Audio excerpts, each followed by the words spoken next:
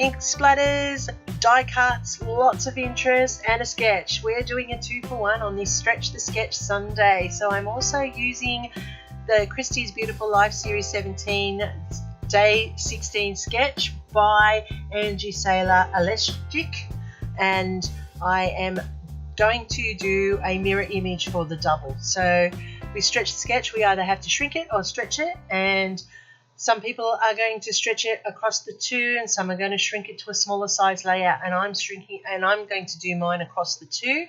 I am not going to stretch the feature across the two, I'm just going to mirror image it across the two. So I'm using some Vicky Bouton here, and this great page here was perfect with the circle already done for me, and I just need to enhance it. So what I'm doing is I'm using some green ink here, and the one I'm using is the Bundled Sage, and I'm going around the frame here, this needlework frame, and I'm doing that on both sides. And the reason I'm doing that is because I want to give it a shadowing effect for the mimicry of that mixed media that Angie has put on her sketch, and also to create some depth and shadowing on the layout. Now I do wet it, and that's because I'm going to come in with some smooching in a little while. So I'm just going to do it again on this side, as you can see, and all I'm doing is just putting it around as a shadow. I don't want it too dark because I don't want it to be overpowering for the rest of it, and it's patchy like the oranges on the paper already, and so I'm trying to mimic the mixed media that already exists within the paper. So this is a great way of highlighting features on the paper designs that we already have, and also for when you want to highlight your photos or die cuts and so forth. So once again, I do put that water there, and the reason I do that is, like you're going to see, I'm going to add that ink smooching as another layer around the outside. And by having the paper damp, I find that the smooching goes on a lot easier. And I'm just wetting up some ink, and I'm using a Kaiser Craft called Denim, and I'm just going to add that around the outside of my layout. And I do want it in pretty bold patches at places, but that doesn't matter because the elements that we're going to add to the page balance out that the blotchiness of it. And I'm just spreading it into the hoop of that Needlecraft imagery, and that allows it to spread across like Angie's has on her sketch. I'm just going to repeat it again, this time on the opposite side, and that way I have exactly the same mirror imaging happening across both sides of the layout. Now this is rare for me, a 2-for-1. I don't often combine, but when I'm doing a challenge and it requires it, I will do that, and this is the Stretch the Sketch Sunday. So that's exactly what I'll do, is I'm putting two together for the price of one. Normally I try to pay homage for both hops by themselves. So I'm also now going to add in some gold splatters, and I'm using the Dina Wakley Gilt because I find that that's a great gold. It's nice and thick, and it gives an acrylic finish to the layout. And you can just see now that I have got all of the mixed media in place like Angie's sketch does, and I'm just going to finish off with a bit of text stamping just to enhance that left and right of the layout, just as Angie has on hers.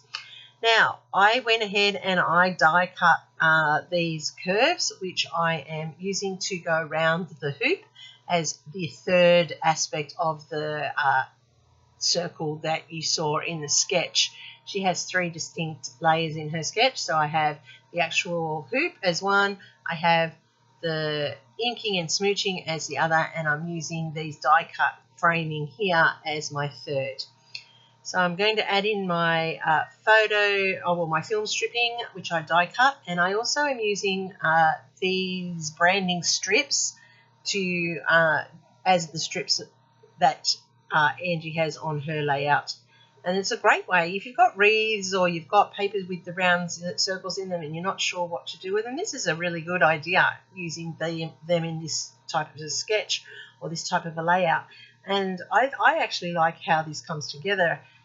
When I first saw it, I was not sure how I would attack it, but when I found this paper and I realised I had 2 of it, I knew exactly what I was going to do. So I'm just trimming down my photos. These were of, well, I've got two. I've got this one here, which is my daughter and her husband, and they were at the Arch at the Sydney Lunar Festival. And then I also have one of my youngest daughter as well, which will be on the opposite page. So we're very fortunate. We went at a time when we were able to get photos that did not have 1,000 people in the background, and that allowed that arch to be a feature of the photo, which is really important. I like to capture moments without the thousands of people in them. And once again, I'm layering down those die cuts, and they are beautiful. They're from Uniquely Creative. They have two different sizes. So you can have a small layer like this one, or you can have a really large circle layer, which is for a full 10 or 11 inch circle on your page. Now I'm putting down the film strip again, and I'm using the branding strips again, and I'm fortunate enough that I have two of each so that they are exactly the same on both sides of the layout, which is really, really important if you are mirror imaging, that you try and have exactly the same so that it looks identical on left and right. So I'm just layering up those strips, as you can see there, and trimming them down, and I like the effect of the extra film strip running down. Now this is my photo of my daughter by herself, and for some reason it printed differently to the other one. Probably the photo format when I was taking the photo, probably trimmed it down or made it a smaller frame within the photo for printing. And I'm going to layer it up, and that's when I realised I've actually got the photo going the wrong way. And then you'll see that I've taken a little bit of the colour off the paper there, but that's okay, but I'll fix that in the end, and you don't notice it. I'm just going to add in my new Bulldog clips, which I absolutely love this die, just as a feature here in the corner. I'm just putting that on both sides as though it's holding it in place, and I think that all comes together nicely. I love the green because it picks up the green in that arch. I've got all the colours from the photos being reflected in my complementary elements on the layout. And I'm going to have harmony on this side, and then I put balance on the other side. And these die cuts are all from different flower die cuts, and I've just mixed and matched with leftover papers and leftover cardstock that I've lying around, and they go beautifully with this colour scheme. I don't know about you, but do you find that at times you end up working in the same colour family for a while? I just seem to be doing lots of oranges and yellows lately, so I have a lot of orange and yellows lying around. So I don't know about you, maybe it's the photos, the events. It just seems funny how I go through periods where I'm just concentrating on one colour family. Are you the same? Do you go through a period where you're colouring all the same, or do you mix it up? Is it because of the paper that you're using? I'm curious. I just find it fascinating that you can go periods where you have a whole lot that are all in the same colour range. So I'm just layering these up to match the placement of the hearts on Angie's layout. And what I'm showing you is that you don't have to use what the indicated element is on the layout or the sketch, but you can interpret it with your own and still have the same desired outcome. So in this case, I went with the flowers because that's Lunar New Year. I'm adding in some die cuts here with these lighter blue branches just to add points of interest. And I'm bulking up the foliage with some leaves from a leaf punch that I have. And I'm tucking those into the flower clusters so that they've got a little bit of bulk and a bit of dimension for the rest of the layout. And as you can see, all the colours reflect the colours from the photos, and that's really important because that's what harmonises your layout. And I'm just going to trim this one down, and I'm going to top it into that top left one just to build the height there and take it to the corner. And I'll do exactly the same on the opposite. And I'm sorry that you can't see the second page as I'm working on it. I do only have a small space, so I'm working to the side, and I've pulled it across to show you how they mirror each other. And that's how I have built this double layout. Now to finish it off, I am going to finish off those flowers by adding some Nuvo drops to the centres, and that just finishes the flowers and adds that detail into the layout as well. And then as I'm looking at it, I'm thinking I just need to finish it off with sets of dots on that cardstock there. It is a Vicky Bouton paper. It does have a pattern in it. It's got striped, it's pinstriped, so it is not just flat. And that's how this has come together, and I'm really happy with the overall effect. And I would not have thought that stretching that sketch to a 2-page would be an option, and I'm really pleased with how this has turned out.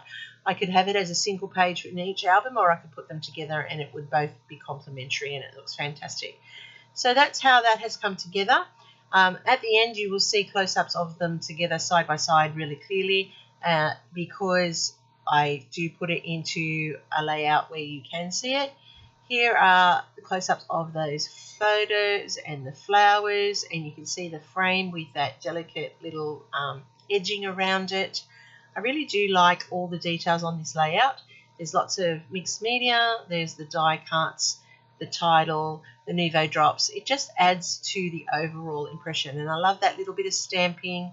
And you can see that I have mirror imaged it over onto this side with exactly the same elements, and it just comes together beautifully. So I really do thank you for stopping by and watching. There are lots of people playing along with Stretch the Sketch and the Christie's Beautiful Life 30 Days of Sketches for March. Go and check everybody out. I have all of the details in my description box down below. Leave us all a little bit of a thumbs up. We all love it when you interact with our media that we put out there for you. It lets us know that we're hitting the mark and that you're keen. Hopefully I've earned a thumbs up from you today. And if you're new to my channel, please consider subscribing. I really am getting close to my 500, and I'd love for you to come back and see what I'm doing each video. Thanks to all my loyal subscribers. I really do appreciate it. This is Kathy, and I'm signing off. Happy scrapping, everybody, and here's my next recommendation for you. I'll see you in the next video.